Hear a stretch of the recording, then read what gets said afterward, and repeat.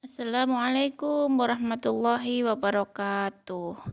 Halo anak-anak, hari ini kita akan belajar pelajaran Al-Quran Hadis, pelajaran pertama tentang surah Al-Asr.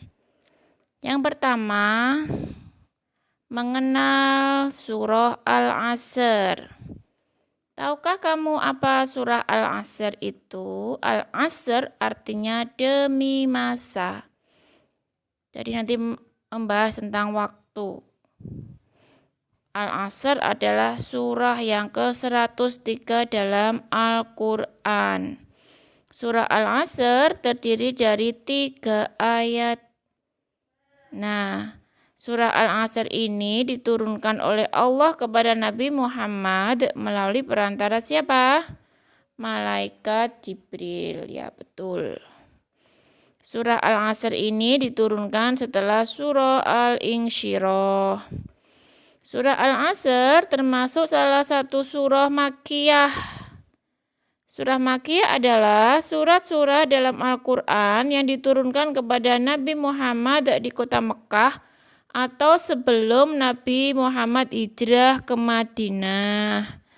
Nah, surah Al-Asr ini menjelaskan tentang pentingnya waktu.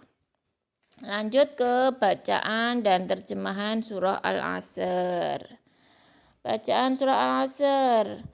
A'udzu billahi minasyaitonir rajim. Bismillahirrahmanirrahim. Wal 'asr. Innal insana lafi khusr.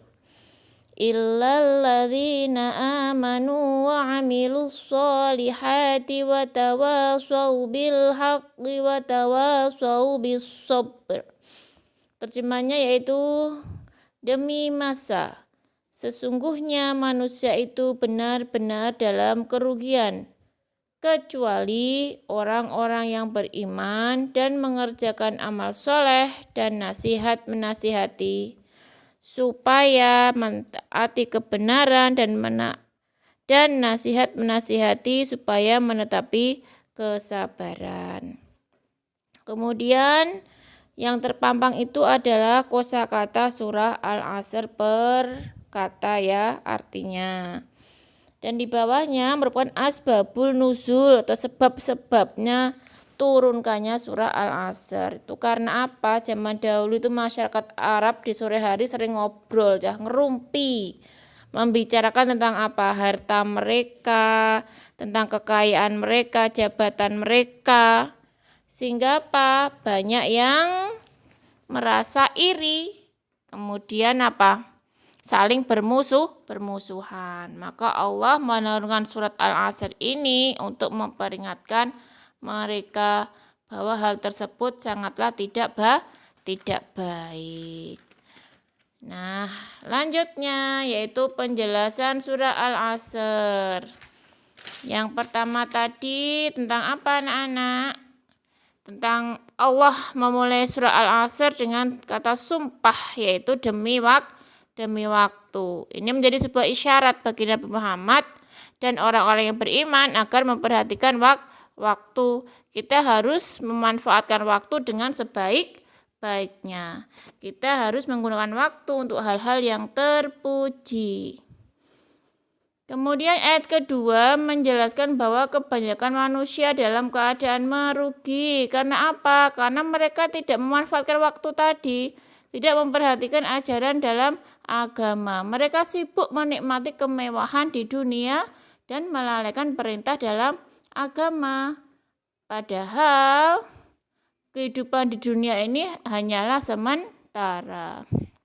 Lanjut ayat ketiga. Ayat ketiga yaitu menyebutkan beberapa manusia yang tidak merugi atau manusia yang beruntung. Siapa aja mereka? Yang pertama orang yang beriman dan beramal saleh. Kemudian orang yang saling menasihati dalam kebenaran dan kesabaran. Kemudian pesan-pesan dalam surah Al-Asr. Yang pertama, manusia harus bisa memanfaatkan waktu dengan sebaik-baiknya. Kemudian beriman kepada Allah, melakukan amal kebaikan, serta saling menasihati dalam kebenaran dan kesabaran. Sampai di sini bisa dipahami ya anak-anak. Setelah ini nanti ada 5 pertanyaan. Silakan pertanyaan ini nanti kalian tulis di buku tulis. Nah, ini pertanyaannya. Tulis di buku tulis, ditulis yang rapi, kemudian kirim beserta jawabannya ke WA Bu Timur. Apabila ada materi yang kurang paham, bisa ditanyakan ya. Untuk materinya, kalau nggak usah ditulis nggak apa-apa. Yang penting soalnya aja ditulis yang